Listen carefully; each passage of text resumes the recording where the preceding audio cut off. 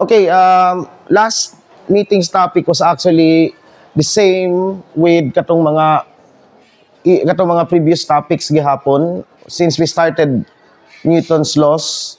And I think from the beginning, it was just treating summation of forces equals constant.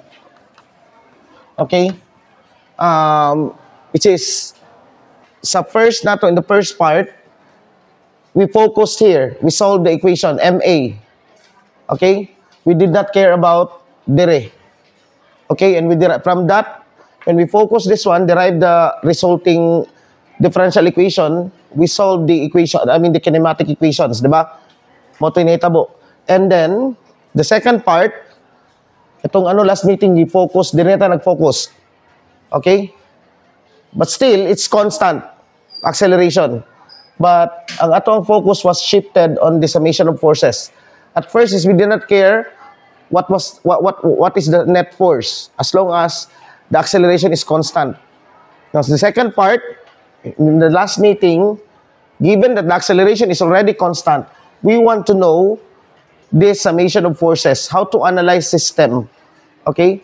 So, in which, from that, when analyzing this part here, we've come across FBD, the free body diagram, in which this will help you analyze the system by using vectors. So basically, this is just vector algebra. Kung napansin niyo, the mathematics behind is just vector algebra. Only the difference is that in the vector algebra, well, you are given the vectors, finding the sum of the vectors, dayon ang imong the net vector. But in Newton's laws, we already know what's the net force. Okay? Or most of the time, we already know what's the net force. We want to go into the details. So basically, it's just vector algebra that we are doing. Now, we are still in the summation of forces, but we will now deal with our first non-constant force, in which when F, summation of forces is a function of X. Okay? Or just write small f. Okay? When the net force, okay, the net force or just a certain force is a function of X, meaning that the force changes with distance. Okay? And katong net force man god, for example, when a box slides down the inclined plane, only ang acting niya is gravity, and then there might be friction all throughout in its journey. The net force is the same. Whether you analyze the system here or here in the bottom, the force is the same. The net force is the same all throughout. Okay? Now we want to deal with system in which the net force is a function of X. But let's just deal with one-dimensional version of this. Okay? So that means that in every location, your force would change. Okay? And later, a very important example of this kind of force, which depends on where you are. Okay? Where you are in space is what we call the harmonic oscillator, and even actually ang kaning gravitational force. The gravity that we feel seems to be constant because we are actually not moving. We are just we are just at the surface of the Earth. But technically, the strength of gravitational force depends on your distance from the center of the Earth. Okay? If you can fly to greater heights, okay, you would notice the changes in this gravitational force. So this depends on position and a lot more other forces. Okay? So far, we treated the weight as constant all throughout, mg. But technically, mg is just an approximation of what we call the gravitational force, which we will later be studying. Okay, as of now, we want a force for one dimension, f of x. So sa ato pa, f of x must be equal to m a of x, right? Since force is a function of x or position, then also acceleration is a function of position. Okay? So here we will now be dealing with non-constant acceleration. Notice that the consequence of a constant force everywhere would lead to the same constant acceleration at every point. Your acceleration does not change. What changes is the velocity, right? Okay? So you can actually say there that the velocity is a function of position. Okay? Remember when we derived katong isa ka equation where we treat v is equal to v of x, right? Katong gi-derive natong fourth equation sa kinematics. Okay? Because technically we can say that since velocity changes at each point, so the velocity can also be thought of as a function of position. Okay? But acceleration there is constant. Now, we will be dealing with acceleration as a function of position. So, unsay kuan nato ani, okay? So, in this case, let's start here. So, F equals m a of x. Now, this is dv over dt, right? But then, since a is a function of x, so therefore, v is also a function of x. So, this total derivative will be some sort of, di man siya nonsense, but some sort of impractical because we don't have v as a function of time, right? No? We don't have v as a function of time. So, what we will do is, atong i-chain rule, the same. We have done this dati. The chain rule, dv over dx times dx over dt. This is the chain rule of derivative. Okay? Now, we have dire. So, I think up to this point, you're already familiar with this one because we have done this when we derive the fourth kinematic equation. Katong v 2ax equals b squared minus b naught squared. Right? So, kindly review that one. This one right here is velocity. Right? So, what we have, so may tabuan, this is m dv over dx times v. So, na kay v dv, so ibig sabihin, v will stay on this side, and x here is walay partner. But we know that f is a function of x right here. This is f of x. So, let's move dx on the other side. So, what we have is f dx equals mv dv. Okay. And now, in order to, we have to anti-differentiate. Okay, we have here a differential equation. So, in order to solve this, we have to anti-differentiate or integrate. We integrate from the starting point to the final point. Okay? So, for example, mao ni ang starting point. This is, at this point, the particle is at x naught. And the particle has a velocity v naught at this point right here. And at this point, the particle is at x and it has a velocity v, right? So that means we want to evaluate this differential on this. Okay? So meaning this starts from x naught to x, and this is from v naught to v. Okay? So here, on the left-hand side, we have, well, when we take this is mv squared over 2. And then substitute the limit. Okay, diba? This is 1/2 mv squared, evaluated from v naught to v. And so may buhato na to sa limit, diba? Substitute na to. I-minus, right? So, this now becomes 1/2 m times v squared, substitute dire, minus v naught squared. Okay? So, meaning that this is some sort of, on this side right here is 1/2 m v squared minus 1/2 m v naught squared. And this one is, this definition right here is one of important quantity. Okay, we define this as, okay, tanawan nato siya. Let's analyze on the left-hand side. The right-hand side. The right-hand side is what we can get from this one is that there is velocity. We can think of this as a certain quantity. Let's call that T. Right? So there's this quantity T, which is 1/2 mv squared. And let's analyze that T. Okay? As of now, we don't know what that T is, but let's analyze it based on the formula. The greater the velocity, the greater is T, right? Nakuha ninyo? And the greater the mass, the greater also is this T. So we can think that if there is T, there must be velocity. If the particle has this T, it meaning that it must move. It must be moving.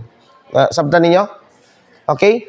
If the particle has this T, therefore that it must be moving. Or we can also think that it might be that this T is the cause of velocity. We can think of it that way.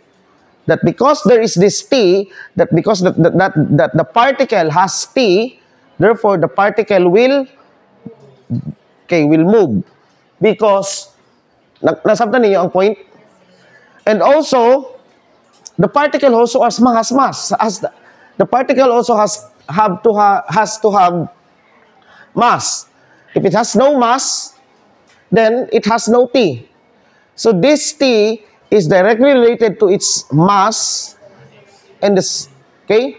The greater the mass, okay? So we can think of this. This is now actually the definition, okay? This is something, this is some sort of the greater the mass, the greater this one is, the more massive. And the faster that the particle moves, the square of that. Then we can just label this as the kinetic energy. This is actually an energy.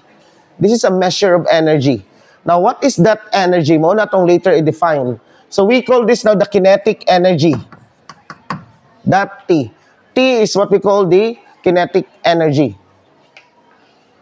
Why kinetic? Because it's an energy associated. Why we call it energy? Because something like in our mind, the more massive, the faster it is, the more the T is. Something like, diba? It's like something that is hitting you. The more massive that this thing hits you, the more that you will be affected.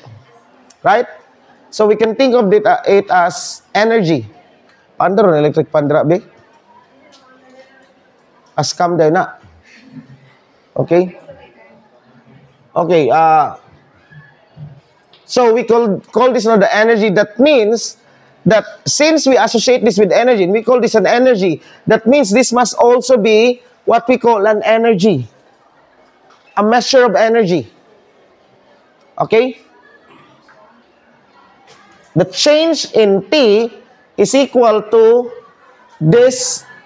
This is also a measure of energy, right? Because you cannot equate two different quantities. Okay? Sa physics or whatever, chemistry or whatever nga ano, pag mo equate gani ka, unsay quantity diri, maupod na sa pikas. You could not equate two different quantities. So if this is a measure of energy, this must also be a measure of energy. And what energy is that? Knowing that when we analyzed it, whatever energy is this, it is the cause of the change of T. As we can see, we can call this delta T, right? T final minus T initial. Nasabtan? Okay. So whatever this energy is, it is the cause that this T would change. And in fact, it is the cause that the velocity would change. Well, mingon ka nga, sir, force does that, right? Force causes the velocity to change because of the acceleration. Yes, correct. But then we still have another quantity that we can say that causes velocity to change. And that is something it is not the same as force because we know that the force is already there. And that's why it changes because the force is there, right? So the first time a certain distance. So let's analyze this integral right here. F dx. This is a force. In order to have this, let's call this W. And in order to have that W, we must have force. Okay?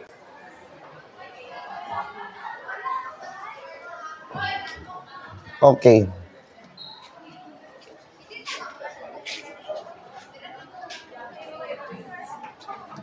Sige, isa pa kasyagit ron. Kagaon kayo. Okay, asa na ta? Okay. Sa tuwing muna ako. Okay, whatever this, there is this force and there is this displacement. Meaning that if you push something and it doesn't displace, then this is zero, right? If something displaces, but you are not exerting any force, just like a constant velocity, then this is also zero, right? So meaning, in order to have this W to be non-zero, you must have a force and you must have a displacement. It's something that is, kung tanawin ninyo, when you apply a force to displace something, okay, that's actually what we call the work done. We call this the work. Because in order to do that, the work is there must be a displacement and you must exert something. Force is just like the effort. And dili lang pwedeng effort tanan, right? There must also be progress to have work. Pwede ba nga effort lang imo tanan pero wala kay trabaho, di ba? Dili pwede. Okay? You must do work. Gi-effortan ka pero wala kang gitrabahuan. Pwede ba di ay? So, okay? Hindi puga.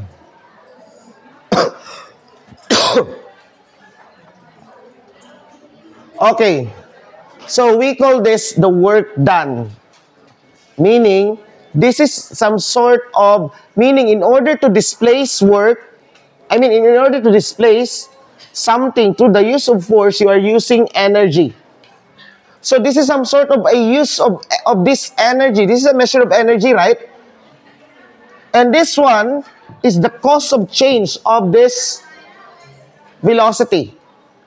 So we now call this the work. And in fact, in books, you will see the definition of the work as F dot X. This is actually a, kumbaga pa, inadequate definition of work. But if for algebra-based courses, you define work as this. Unsa man ni siya? Na kay F, na kay X. That means that you are applying a force there, but you are displacing here. And, okay? So this is a vector and this is a vector. This is a dot product of two vectors, right? Remember our vector algebra. Okay? Or we can just say that this is fx cosine of theta because this is the definition of that product, right? Angle between them. What's an example wherein your displacement is the same as your force? Well, ug naa kay block dira and then you put a string here and then birahon nimo siya dira. You pull it. Your force is directed here, right? But asa ang displacement? Dire. Okay? So in that case, your applied force is not necessarily the same with your displacement. Okay? So we can now call this the work done. This is what we call the instantaneous work. Unsa ni siya? Well, this is only applicable if you're traveling in a straight line. But what if we're traveling in a curve? Then, the work done actually, if you're traveling in a curve is F, integral of F dot dr. Tanawin ninyo, let's analyze this one. Okay, go back again. At this point, asa ang dr? It's tangent, right? Dito ang direction sa dr. Kay mo man ni atong r, tama? Mo ni atong curve nga kung asa ta nag-move. Okay? Ang dr is tangent to the curve. Now, at this point, the force is, this is actually what we call a vector field. The force could be, because the force depends on position. In this case, we have F equals F of R. This is just a three-dimensional version of this one. Nakuha? So at any point in space, a three or two-dimensional version of that one, at any point in space, your F is directed somewhere. Okay, think of the force as just like the wind. Okay? At any point here, the wind has a different direction, right? Well, the force exerted by the wind. You can think of that. At this point, the wind might be blowing there. At this point, the wind might be blowing here. So, makita nimo diri that force now is indeed a function of position, right?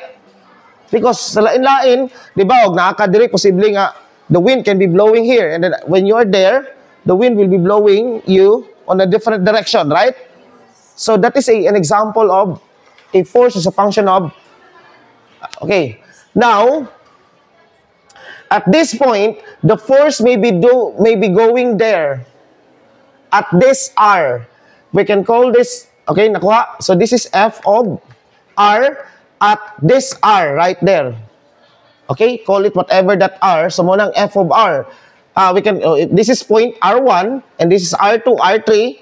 So this is F of R2, this is F of R3. Nakuha? And so on. But we are interested with this curve. For example, right here, it could be that the force is going there, but asa ang ang dr dito gihapon, tangent gihapon. Okay? Dito ang F and here. Now, as you can see, the dot product is negative whenever theta is greater than 90 to 180. Or, yeah, let's just assume that theta goes from 0 to pi or 0 to 180. Okay? From 90 to 180, cosine theta is negative. 0 to 90 is positive. So that means, mo niyang theta, di ba? Mo niyang theta. Mo niyang theta. What is the work here? Positive or negative? This is positive. What is the work here? Negative because it's greater than 90. So, as you can see, here, you're traveling, you're moving in the direction of dr. And the wind is helping you. Right? It's like thinking of the wind is helping you. So, murag, it adds some sort of energy sa imo because the wind is helping you. But in this case, you are opposing. Tama? That's why, if greater than 90 ang angle between them, it's negative because it's like you're opposing. Like, di ba? Okay, sabot mag 180, dire. Baliktad yun. Tama?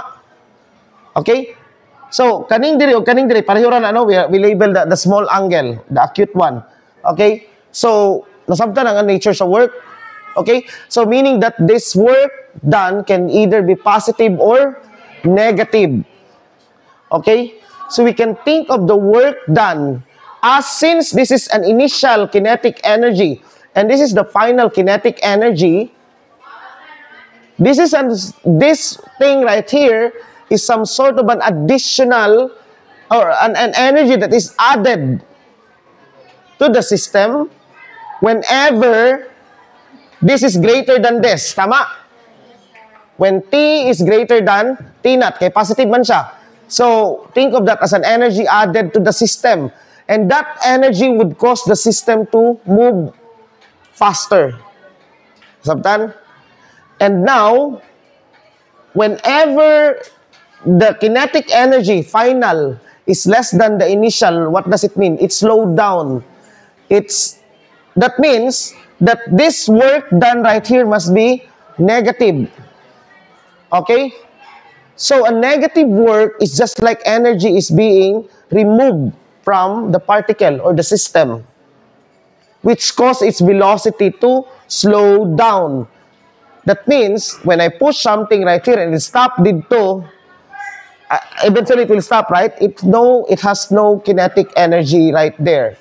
Okay? So the work done is some sort of, just like the money. When I give you money, it's positive work. Whenever you spend, so we can think of that as spent energy pag negative ang work. Right? So think of the energies, the money you have at the end of the month. Okay? At the beginning of the month, you are tagaan ka og 10,000 sa imong kuan. So kada one na kay 10K. Okay? Pagka 2, 5K na lang dayon. Pagka 3, 3K na lang. Dayon kanang 3K mo ni gamiton nimo from 3 to the 30. Daghang ana nga mga estudyante, di ba? One day millionaire. Okay? Okay, kasi guilty ana dire. Okay? On the first, you have this lots of money. You spent a lot of energy. Okay? Bongga. 3K dayon. Okay. Okay. So, nasabtan. So, this money is something like, you're spending it. So, nasabtan ninyo? Okay, now let's proceed. Okay, ato na siyang isulat, no? Delta T. So, I'll write this one dire. So, you have now delta T equals. Now, I'll divide this 2F into two types of forces.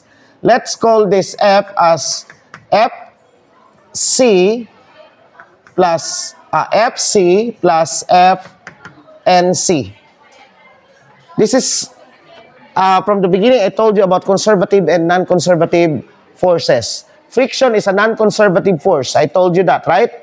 But why is it a non-conservative force? Karon ninyo masabtan unsay kalahian sa conservative ug non-conservative force. Okay, gravity is a conservative force. Elastic force is a conservative force, katong spring. Now, non-conservative force, friction, tension, buoyant force, whatever is that. These are non-conservative forces. And they have different mathematical forms. In a way, nga ang non-conservative forces, wala gid siya built-in formula. It's like, friction, sir, na may formula ang friction, mu n. Yes, na may formula ang friction, but this formula is something like some sort of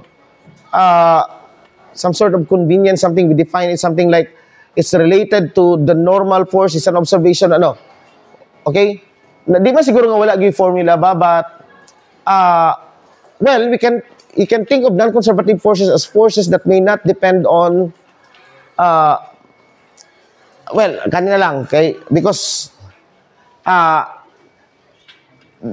okay, but ato sa ikuaning integral, it will be clear that one. So nani integral of FC dx plus integral of FNC dx. Now the thing about FC is that the definition, this is the definition of conservative forces. Conservative forces sprang from what we call, if this is a conservative force, then we can find a function V, which is a function of position, capital V, not small v.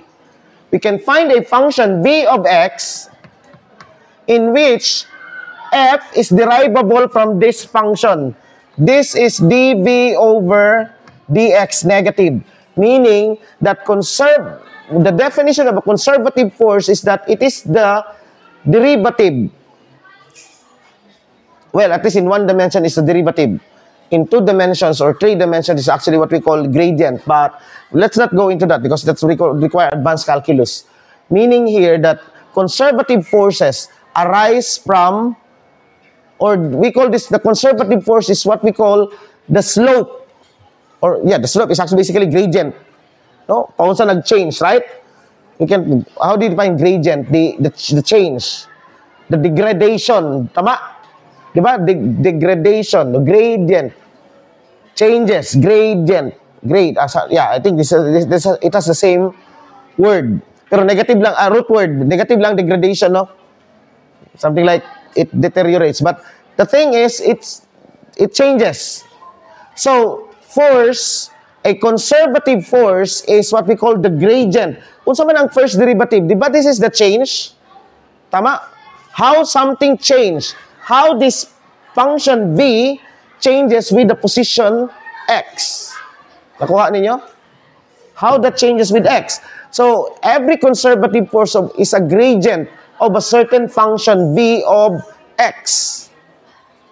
Okay? So, if v of x is constant, there is no force. Tama? Because if this is v is constant, then this is not there is no conservative force. So the conservative force arises from the fact that this v is also changing with position. And we call this v as the potential energy. That means that the potential energy is an energy associated with position. So we have two types now of energy. The energy associated with movement, velocity, and the energy associated with position. And as you can see, you have the force arise from the fact that the potential energy here is not the same as the potential energy there.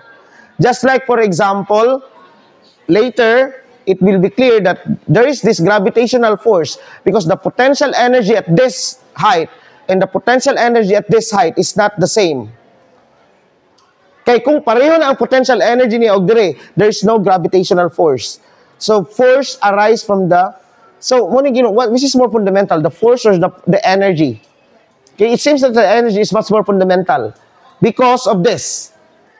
The potential energy. It's not yet an energy, it's what we call a potential. It's something like it can be, meaning that's an energy, you have that potential energy just because you are there in space. Okay? Just because that you are there is a privilege, right? Some sort of a privilege. Just like, for example, every Filipino citizen, you have, just because you are Filipino, you are given these rights. Okay? But those rights might be exercised or not. You have the freedom, the right to speak, freedom to speak, right? Well, whether you use it or not, you have that just because you are a Filipino. So, just like the potential energy, just because that you are there in space, just because you exist in the surrounding where there is this potential function that changes with position, then you deserve this one. But it's not yet. I mean, you can choose to use it or not. Just like your freedom of speech. Okay? Potentially, you can speak. You can change the world by your freedom of speech, right? Tama? You can move the world by your freedom of speech. Okay? You can, kauyab ka, gwapa, sungod kay maayo kay mostorya. Okay? Pero pwede nimo gamiton o dili. No, naay maayo kay mamulatik. Good. Diba? Kani mga maayo kay mamulatik, kung sa may mga tendency, dali kay kailad. Okay? So, potentially, pwede nimo na gamiton. Okay? Ako kay ilag, gwapa kayag siya guyab. Gabi kay mostorya. Ayaw na, pangutan na yung sura niya. Ako bitaw to. Dili. Sa una to. Hindi, basta kanang bulatik ka. So, anyway, di ba, daghan mo kayo, naman siguro mga kailangan na, diba, right? Oh, maayo kayo. Dagag maayo, no? Gwapo imong uyabay. Kusog budagan. Okay? Anyway, so, nakasabtan. Okay? So, from this one, what happens, ako na nang i-delete ha, erase. So, we now have delta T equals, this is minus dV over dx, right? And plus integral of f, I'll just use f and c dx. Okay? From x naught to, yan lang butang limit, no? There's limit there. Now, this, right? Kung sa'yo mahitabo dire, kani siya mahimo og integral of dv. That means that the limit goes from v naught to v. And this is from x naught to x. Now, the integral of dv is just V, right? So V evaluate, this is just V evaluated from V naught to V, which is V minus V naught, which is, again, delta V. So delta T equals delta V plus the work done by the non-conservative force. Nakuha?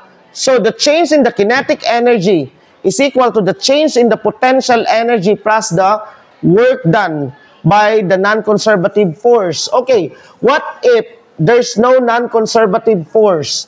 Okay, by the way, we call this as, okay, the total energy of the system is T plus V. The kinetic plus the potential.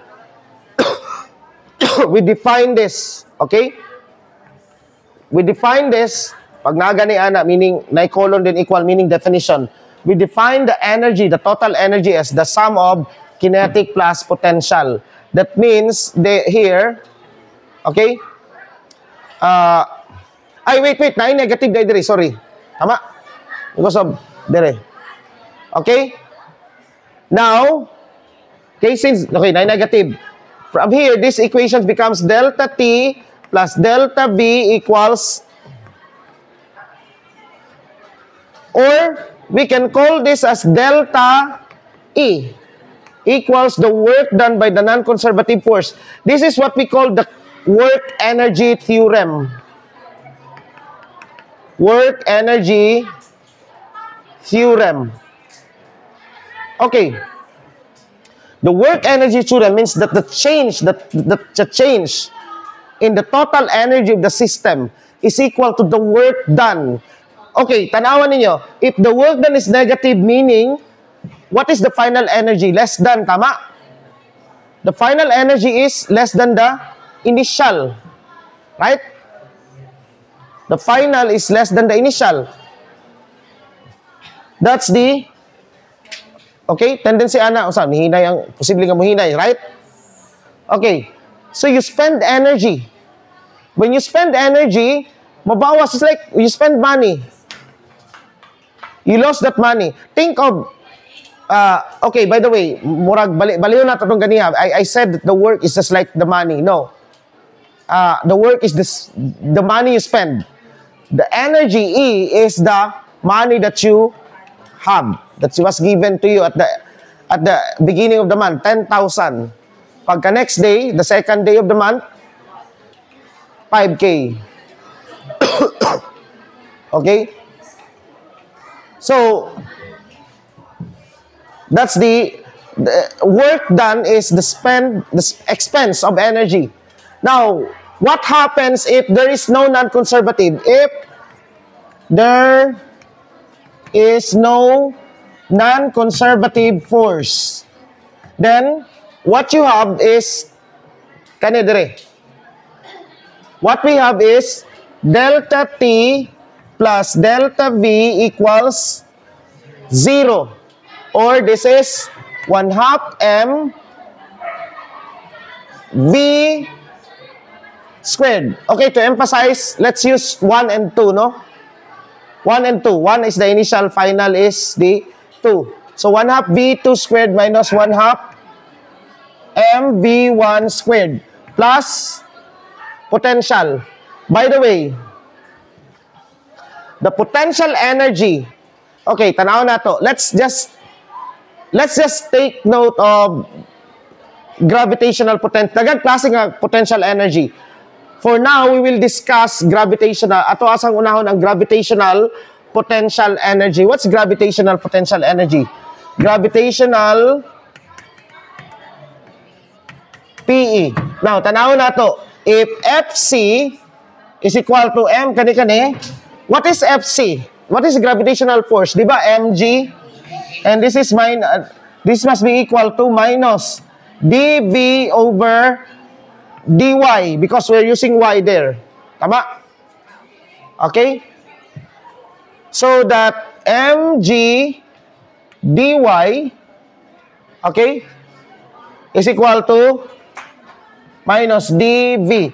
when we integrate this one from 0 to y, we can say that mgy, okay, equals minus v. Okay. Ano man gudi siya? We are taking the reference point. Okay? Meaning we can integrate this from y naught to y. So this is delta v. So mg, or h na lang, no? So this is from h1 to h2. So this is mg y evaluated from h1 to h2. So this is mg h2 minus mg h1, right? Equals minus delta v, right? Okay. So this is plus delta v, right? So ang plus delta v is baliktad dire. Tama? Mahimong plus ang minus man siya dire. This is minus delta v. Okay? So that means that since this is plus delta v right here, so the negative of this. So mahimong plus mgh1. mgh1 minus mgh2 equals 0. Or from here, this now becomes 1/2 m1 times that. Wait lang ha. Delta na something. H1 to ay, wait, sakto. Okay, Moday, there's a negative right here because this is a vector, right? Tama? So, na negative dire. So, this now becomes negative ani, right? Okay?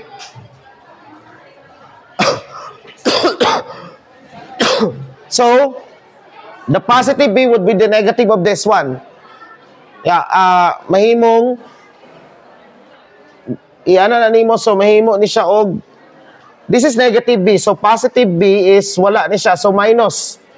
Mahimong mg h2 minus mg h1.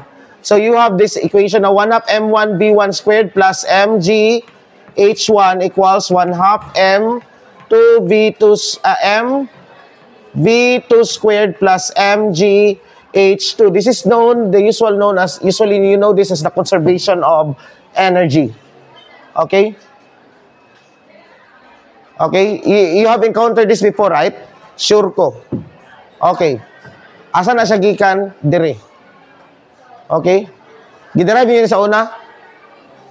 Wala. Gihatag na diretso ani. Ano na siya nga ano. Kay, of course, medyo look at the derivation, right? It's quite deep. Okay? But now you know asa na siya gikan. Okay? This is a much more general form. This is in the absence of friction, tension, no non-conservative force. This is true. Now, this is very, okay, napatay kadali. Just an example for this one. Next meeting na tayo maghatag og daghang example for this one. But, to start, suppose, no friction. What's the velocity here? Pilay A, di ba? A equals G sine theta, tama? And if this is H, this is X, right? Di ba we solve this unsay velocity dire? Using, unsa ba?